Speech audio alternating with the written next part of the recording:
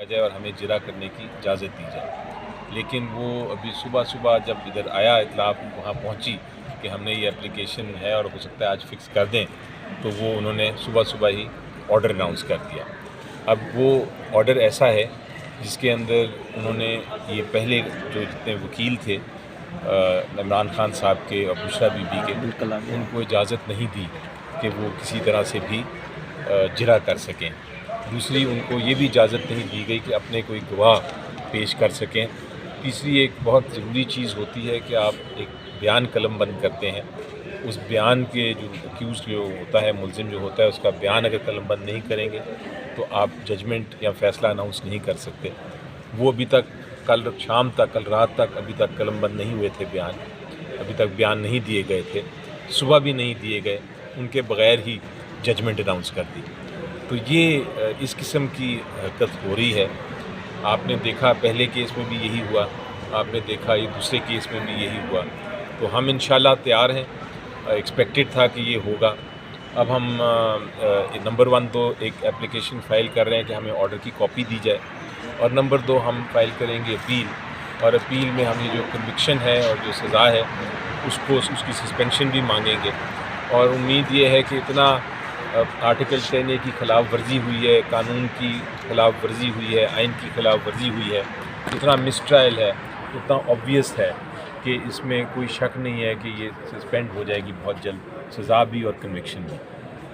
بس صاحب 10 وکلا اس کیس میں چینج کیے آپ نے، کیا وجہ تھی سر؟ دیکھیں وہ تو اس کیس کی بات نہیں کر رہے، شاید آپ پہلے کیس کی بات کر رہے ہیں۔ اس کیس یہ توشہ خانہ کیس میں تو وہی وکیل تھے جو پہلے تھے، لیکن جو وکلا کی چینج کرنے کی بات ہے یہ درست نہیں ہے۔ جہاں تک مجھے علم ہے اور جہاں تک میں نے ریکارڈ دیکھا ہے، اس میں بڑا کلیئر بات ہے کہ جو وکیل شروع سے تھے وہی وکیل ہیں۔ کھوسہ صاحب جو ہیں وہ اس میں وکیل ہیں، اور ان کے ساتھ جو ایڈیشنل وکیل ہیں وہ وہ ریپلیسمنٹ نہیں ہے، وہ ایڈیشنل وکیل ہیں، یعنی مزید اضافہ کیا اس ٹیم میں۔ وہ جو وکیل ہیں وہ اس لیے اضافہ کیا گیا کہ ٹرائل میں فیسیلیٹیٹ کیا جائے، ٹرائل میں کوئی ڈیلے نہ ہو۔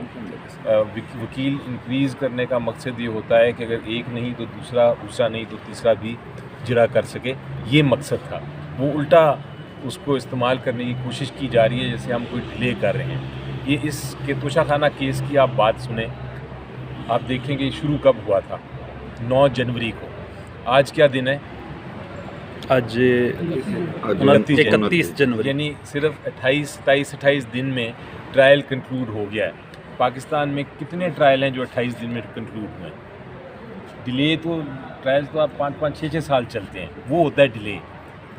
تو 29 دن یا 27 دن میں کون سے ڈیلے کی آپ بات کر رہے ہیں جو آپ کہہ رہے ہیں کہ نہیں ہم نے اتنا آپ نے ڈیلے کر دیا کہ آپ اس کو اجازت ہی نہ دیں کہ آپ کراس ایگزامینیشن آپ کی جرا بھی ختم کر دیں گے، آپ اجازت ہی نہ دیں کہ آپ اپنی شہادت لے کے آئیں، آپ کو یہ اجازت نہیں کہ آپ کا وکیل ایک دن بیمار ہو جائے تو آپ کہتے ہیں کہ اس کو اگلے دن اجازت نہیں ہے کہ وہ پیش بھی ہو سکے۔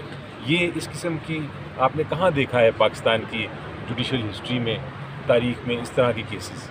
برسر صاحب بشرا بی بی از خود گرفتاری دینے اڈیالہ چلی گئی ہیں آج؟ جی بالکل، تاکہ ایک باعزت طریقے سے یہ معاملہ ہو نپٹایا جائے، اور انشاءاللہ بڑی جلد وہ باہر آ جائیں گے۔